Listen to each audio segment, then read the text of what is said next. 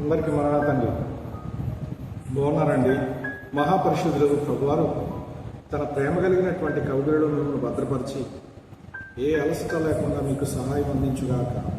ఆమె ప్రియమైన స్నేహితులారా, పనులని పనిపాటలో పడి అలసిపోతున్నారండి.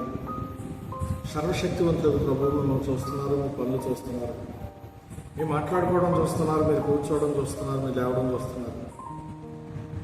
మీ ఆలోచన తలంపులు కూడా ఆయనకు ముందే తెలిసి ఉన్నవి. ప్రియమైన స్నేహితులారా, అట్టి ప్రేమస్వరూపి నిరంతరము మనకు తోడై ఉన్నారు. గమనించండి, ఆశ్చర్యకరుడు మన పట్ల ఎంతో కృపచూపు వారై ఉన్నారు. తెస్సలోనీయులకు రాసినటువంటి 2వ పత్రిక 3వ అధ్యాయము 3వ వచనాన్ని మనం చూసినట్లయితే, మిమ్మును స్థిరపరిచి దుష్టత్వం నుండి కాపాడు. ప్రియులారా, ఈ లోకంలో స్థిరంగా లేదా అనే విశ్వాసం, ఏ పనిలోనూ స్థిరంగా లేవా? నిన్ను స్థిరపరిచేవాడు ఆయనే. నిన్ను స్థిరపరిచి దుష్టత్వము నుండి కాపాడు. దుష్టత్వం విజుగోడు దుష్టు నుండి కాపాడు. దుష్టుడంటే ప్రతి విధమైన చెడు కలగజేయవాడు, శోధన కలగజేయవాడు, నష్టాన్ని కలగజేయవాడు, కష్టాన్ని కలగజేయవాడు, ఇబ్బందిని కలగజేయవాడు, హాని చేయవాడు ఎవరో అపవాది. ప్రియులారా, వాడికి ఎన్నో విద్యలు వచ్చు. ఆ అపవాది నుంచి నిన్ను నిరంతరము కాపాడేవాడు ఆయన. ప్రియులారా, అపవాదిని ఎదిరించుడి, అప్పుడు వాడు మీ ఎదురుండి పారిపోవు అని మరో చోట ఉన్నది. స్నేహితులారా, అపవాది క్రియలు లయపరచడానికి దేవుని కుమారుడు ప్రత్యక్షపరచబడింది ఇంకో చోట ఉన్నది.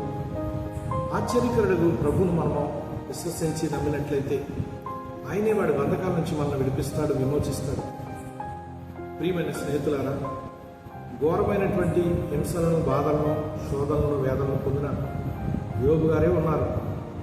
ఈ యోబు గారు మొదటి అధ్యాయంలో ప్రారంభమైనటువంటి శ్రమలు 42వ అధ్యాయం 10వ వచనం వచ్చేసరికి ముగిశాయి.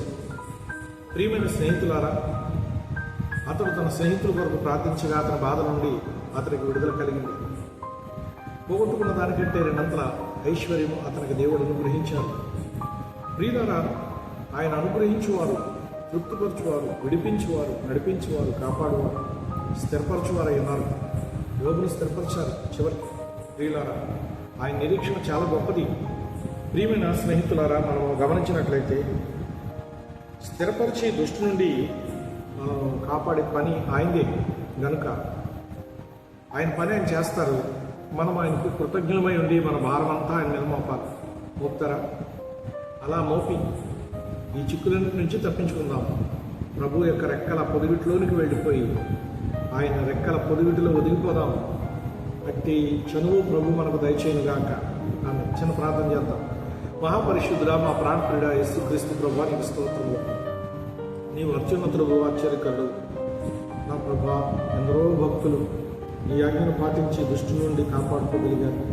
ప్రభా, నేడు నా ప్రభావం ఉన్నటువంటి నీ యొక్క సంఘ బిడ్డలు, ప్రభా, నిన్ను ఆశ్రయించు బిడ్డలు ఎందరో ఉన్నారు.